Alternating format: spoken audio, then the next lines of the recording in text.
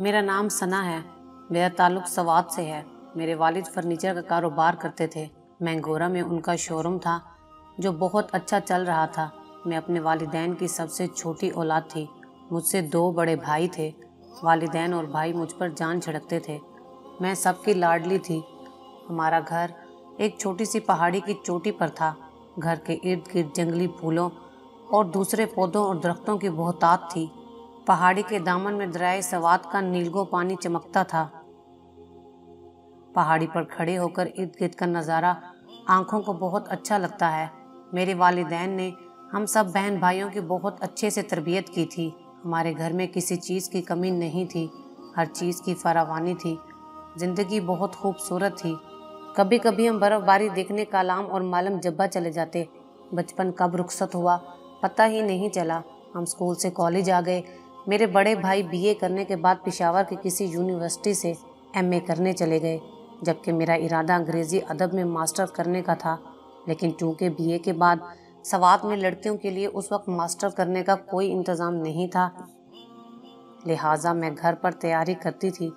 इरादा प्राइवेट इम्तिहान देने का था। मुस्तकबिल में लेक्चरार बनना चाहती थी। ज़िंदगी के बारे में मेरा नज़रिया बिल्कुल वाज़ेह था। मैं समझती थी ज़िंदगी अल्लाह ताला की नेमत है, उसे ज़ाया नहीं करना चाहिए, बल्कि उसकी खूबसूरतियों से लुत्फ़ अंदोज़ होना चाहिए। अक्सर झील महू डंड के किनारे बैठकर मैं अपने मुस्तकबिल के बारे में सोचा करती थी। मेरी इन सोचों में किसी शहज़ादे का गुज़र नहीं होता था, बल्कि मैं अपने वालिदैन के बारे में सोचती। मैं कुछ ऐसा करना चाहती थी जिससे मेरे वालिदैन को मुझ पर फ़ख्र महसूस हो। मेरी ये ख्वाहिश आगे चलकर पूरी हुई, लेकिन किसी और शक्ल में। कुछ अरसे से मेरे रिश्ते आ रहे थे, लेकिन वालिद साहब का कहना था पहले मैं अपनी तालीम मुकम्मल करूं, फिर देखेंगे। तालीम मुकम्मल करने के बाद मेरे दोनों भाई वालिद के साथ शोरूम में काम करने लगे, जबकि मैं घर पर वालदा के साथ होती थी। इन दिनों मेरे लिए एक रिश्ता आया। लड़का पाक आर्मी में कैप्टन था। वो अपने वालिदैन की इकलौती औलाद थी। उसके वालिद किसी सरकारी महकमे से रिटायर्ड थे। वो लोग सवात ही से ताल्लुक़ रखते थे। बहुत अच्छे और ख़ानदानी लोग थे। मुझे तो पहली नज़र में ही उन्होंने पसंद कर लिया। बाबा को भी वो लोग बहुत पसंद आ गए। बहरहाल वो मुझसे पूछे बगैर उनको हाँ नहीं बोल सकते थे। मैं शाम को बाबा के साथ पहाड़ी पर वॉक करती थी। उस दिन वॉक के दौरान मुझे लगा वो मुझसे कुछ कहना चाहते हैं। थोड़ी देर बाद उन्होंने बात शुरू की। बेटा, मैं आज आपसे कुछ बातें करना चाहता हूँ। मैंने कहा, मैं सुन रही हूँ। उन्होंने मुझसे पूछा, ये बताओ मैं कैसा बाप हूँ। मैंने कहा, आप दुनिया के सबसे बेहतरीन वालिद हैं। मुझे आप पर फ़ख्र है और मुझे फ़ख्र है कि मैं आपकी बेटी हूँ। ये सुनकर उन्होंने मेरा शुक्रिया अदा किया और बात आगे बढ़ाई। बेटा, आपके लिए एक बहुत ही अच्छा रिश्ता आया है और मैं चाहता हूँ कि उन्हें हाँ कर दूँ, लेकिन पहले आपसे पूछना चाहता हूँ, अगर आपको कोई इतराज़ ना हो तो मैं उन्हें हाँ कर दूँ, या अगर कोई और बात हो तो आप मुझे बता सकती हैं। मैं उनका मतलब समझ गई, लिहाजा आगे बढ़कर उनके हाथों को पकड़ लिया और बेअख्तियार चूम लिया। बाबा, मैं एक गैरतमंद पख्तून बाप की पख्तून बेटी हूँ, और पख्तून बेटियाँ ऐसे रिश्ते नहीं पालती जिसे वालिदैन से छुपाना पड़े। आप मेरे बड़े हैं, जैसे आप चाहते हैं वैसा करें। मेरी आंखों से बेअख्तियार आंसू बहने लगे। वालिद ने मुझे अपने साथ लगा लिया और मेरा माथा चूमते हुए बोले, बेटा, मुझे आप पर पूरा एतमाद है। मुझे खुशी है कि आप मेरी ज़ात को इतनी अहमियत देते हैं। अब मुझे फ़ैसला करने में आसानी होगी। अगले दिन वालिद ने उन्हें हाँ कर दी। मंगनी की सादा सी तकरीब में सास साहिबा ने मुझे अंगूठी पहनाई। ससुर मोहतरम ने मेरे सर पर हाथ फेरा और ढेर सारी दुआएं दी। कैप्टन साहब खुद नहीं आए थे, क्योंकि ये हमारी रस्म नहीं है। उनका इरादा जल्द ही शादी करने का था और इस सिलसिले में उन्होंने मेरे वालिदैन से बात भी की थी। लिहाजा मेरे घर वाले शादी की तैयारियों में लग गए थे। सास ससुर तो जैसे मेरे दीवाने हो गए थे। तकरीबन रोज़ ही मुझे फ़ोन करते और मेरा हाल अहवाल पूछते। वालिदैन की इजाज़त से 1-2 बार कैप्टन शहजाद से भी बात की थी। वो भी बहुत अच्छे ख्यालात के मालिक थे। आर्मी में होने के बावजूद उनका मुताला काफ़ी वसी था और जितनी बार उनसे बात हुई, हर बार उन्होंने मेरे ही सब्जेक्ट यानी अंग्रेज़ी अदब ही के हवाले से मुझसे गुफ्तगू की। बहरहाल चंद महीनों बाद हमारी शादी हो गई और मैं अपने मेके से उठकर ससुराल में आ गई। 2 हफ्ते बाद हम शुमाली इलाकों की सैर के लिए चले गए। ہم نے ایک رات جھیل سیف الملوک کے کنارے گزاری۔ آرمی میں ہونے کی وجہ سے ان کو بہت سی سہولیات میسر تھیں۔ وہ ہماری زندگی کی یادگار رات تھی۔ ان کا سر میری گود میں رکھا تھا، آنکھیں بند کر رکھی تھی اور ہونٹوں پہ عجیب سی مسکان تھی۔ میں نے پوچھا کیا سوچ رہے ہیں؟ کہنے لگے سوچ رہا ہوں زندگی کتنی خوبصورت ہے۔ میں نے کبھی سوچا نہیں تھا مجھے اتنی پیاری بیوی ملے گی۔ میں خود کو دنیا کا خوش قسمت ترین انسان محسوس کر رہا ہوں اس وقت۔ میرا دل بھی اس وقت خوشی کے جذبات سے لبریز تھا۔ اللہ تعالیٰ نے مجھے وہ سب کچھ عطا کیا تھا جس کی کوئی لڑکی تمنا کر سکتی تھی۔ وہ مجھے پیار سے سنی بلاتے تھے۔ شہزاد نے آنکھیں بند کیے مجھ سے پوچھا سنی یہ بتاؤ آپ نے زندگی میں کس چیز کی تمنا کی تھی؟ میں نے کہا عزت۔ میں نے ہمیشہ یہ خواہش کی تھی کہ میرا جیون ساتھی مجھے عزت دے، محبت نہیں۔ اس نے پوچھا محبت تو غیر اختیاری چیز ہے، وہ تو کبھی بھی ہو سکتی ہے، لیکن عزت ایک پائیدار چیز ہے۔ مجھے عزت کی تمنا تھی اور میں اللہ تعالیٰ کی شکر گزار ہوں کہ اس نے مجھے ایسے لوگوں میں بٹھایا ہے جو عزت دینا جانتے ہیں۔ میں سرشار سے لہجے میں بولتی چلی گئی۔ اس کے بعد میں نے شہزاد سے شاعری کی فرمائش کی۔ اس نے نہایت خوبصورت لہجے میں وسیع شاہ کی مشہور نظم سنائی، کاش میں تیرے حسین ہاتھ کا کنگن ہوتا۔ یہ نظم مجھے بھی بہت پسند تھی۔ شہزاد کو یہ بات معلوم تھی، لہٰذا اس نے وسیع شاہ کے ہاتھ سے ہی لکھی ہوئی یہ نظم مجھے لا کر دی تھی۔ ان دنوں وسیع شاہ ISPR کے ساتھ ڈرامہ آہن بنا رہے تھے، تو وہیں کہیں شہزاد کی ان سے ملاقات ہوئی تھی۔ چند دن بعد ہماری واپسی ہوئی۔ شہزاد دوبارہ اپنے یونٹ میں چلے گئے، جبکہ میں نے خود کو گھر کے کاموں میں مصروف کر دیا۔ میرے ساس سسر نہایت پیار کرنے والے اور خیال رکھنے والے لوگ تھے۔ وہ میرا بہت خیال رکھتے تھے۔ مہینے میں ایک آدھ بار میکے کا چکر بھی لگا رہتا تھا، جبکہ شہزاد بھی مہینہ آدھ مہینہ بعد چکر لگاتے تھے۔ زندگی بہت خوبصورت تھی اور خوبصورتی سے گزر رہی تھی کہ اچانک ہمیں ایک ایسی خبر ملی جس نے ہماری زندگیوں کو پلٹ کر رکھ دیا۔ ایک دن میں گھر کے صحن میں بیٹھی کوئی کتاب پڑھ رہی تھی کہ گیٹ پر کسی گاڑی کے رکنے کی آواز سنائی دی۔ چند لمحوں بعد کسی نے بیل بجائی۔ سسر ابو اس وقت گھر میں نہیں تھے، لہٰذا مجھے گیٹ پر جانا پڑا۔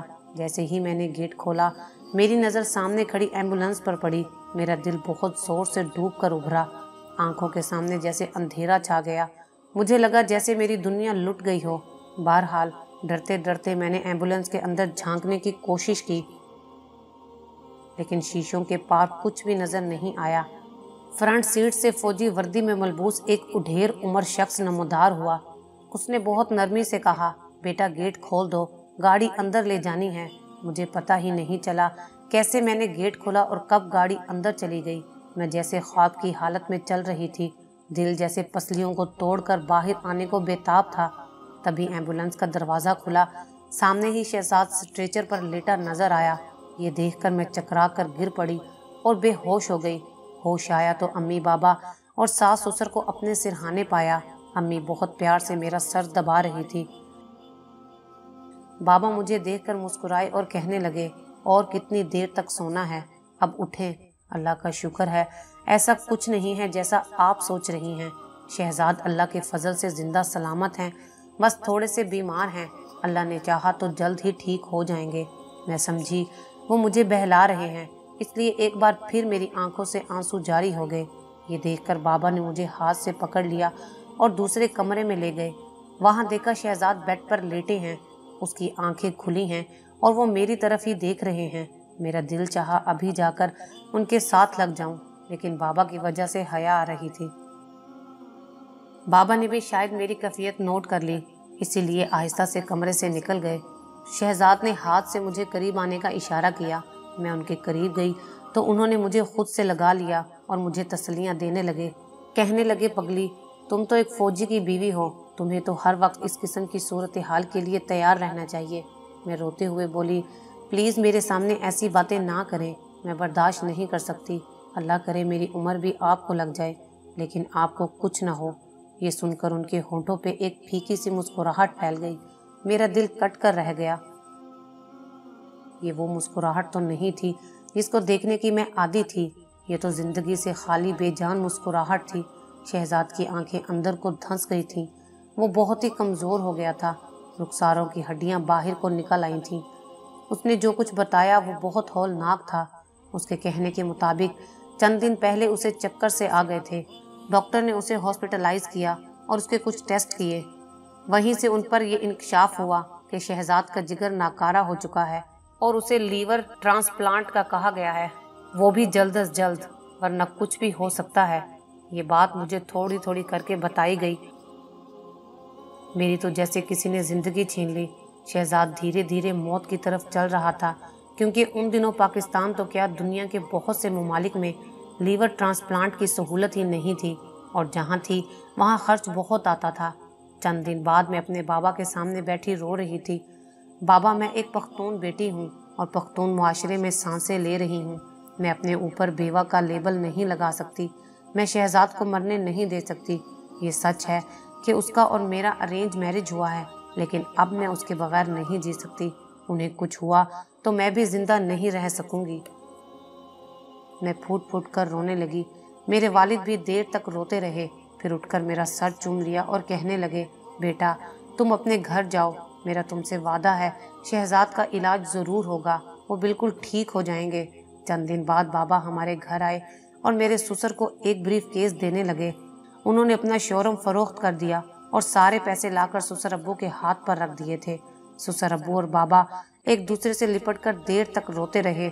उसके बाद डोनर की तलाश शुरू हुई, और उस मुल्क की जहां लीवर ट्रांसप्लांट हो सके।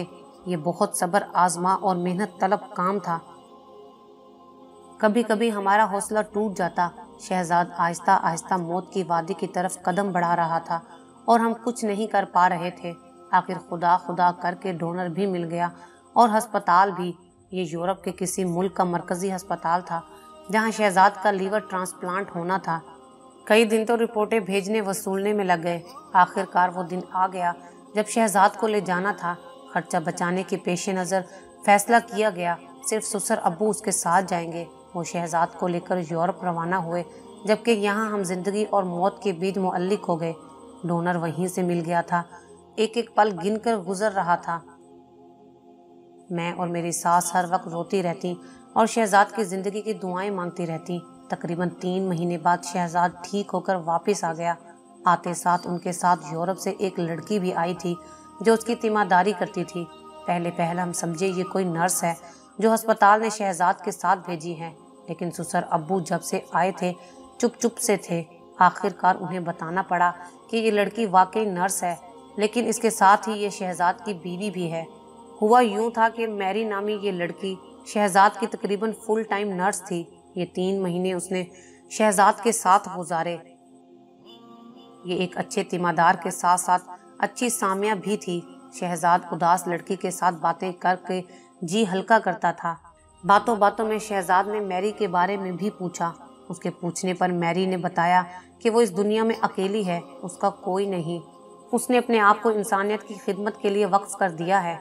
उसने अपनी मजलूमियत का कुछ ऐसा नक्शा खींचा कि शहजाद का दिल पिस गया। उसे लगा अल्लाह ताला ने उसे नई जिंदगी दी है, तो बदले में उसे भी इस लड़की को नई जिंदगी देनी चाहिए। उसने मैरी को प्रपोज किया।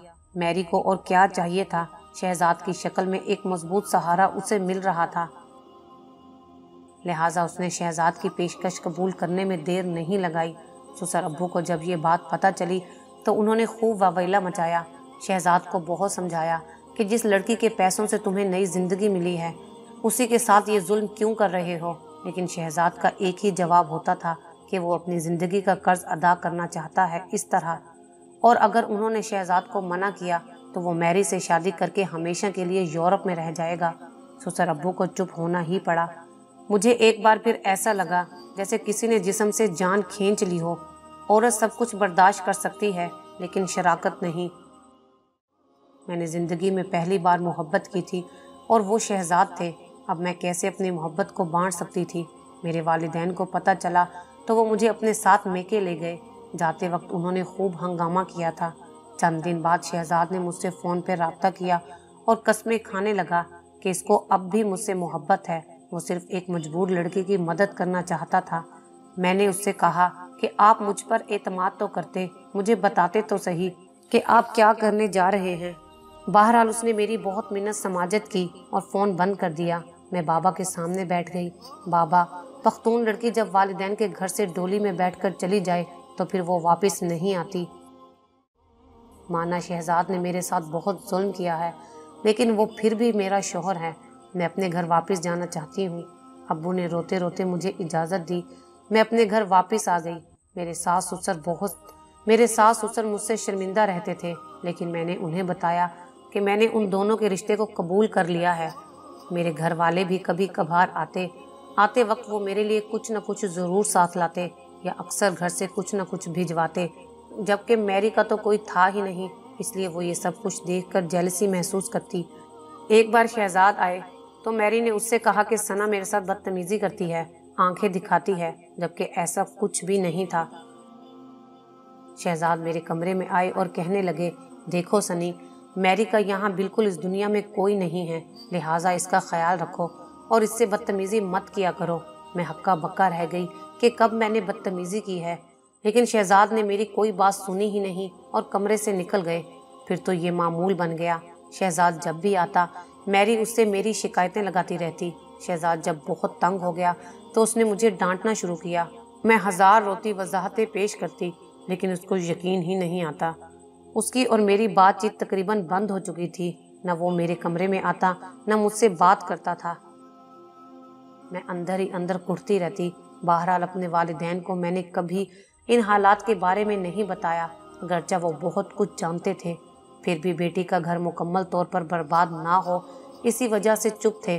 آخر کار ایک دن میری نے پتہ نہیں انہیں کیا کہا کہ وہ چلاتے ہوئے میرے کمرے میں آئے اور مجھے خوب باتیں سنائی۔ میں اپنا قصور پوچھتی رہی، مگر وہ چلاتے رہے اور پھر شہزاد نے مجھے طلاق دے دی۔ میں اپنا لوٹا پھوٹا وجود لے کر گھر آ گئی تو میرے بابا یہ صدمہ نہ جھیل سکے، انہیں ہارٹ اٹیک ہو گیا۔ 3 دن وہ ہسپتال میں رہے۔ تیسرے دن صبح کے وقت میں ان کے پاس بیٹھی تھی کہ انہوں نے مجھے اپنے قریب بلایا۔